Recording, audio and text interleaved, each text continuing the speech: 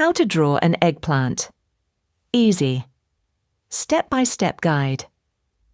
In today's video, we'll learn how to draw an eggplant. Drawing an eggplant is very easy, and we'll do it step by step in a simple way. Steps to draw an eggplant 1. Draw the lower part of the eggplant. Start by drawing the main body of the eggplant. Use your pencil to draw a large, slightly curved oval shape that's wider at the bottom and narrower toward the top.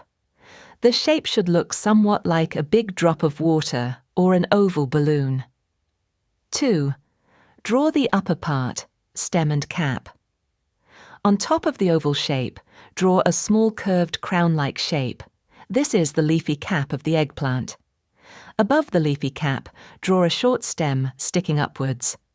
Make the edges of the leafy cap slightly wavy or jagged to look natural. 3.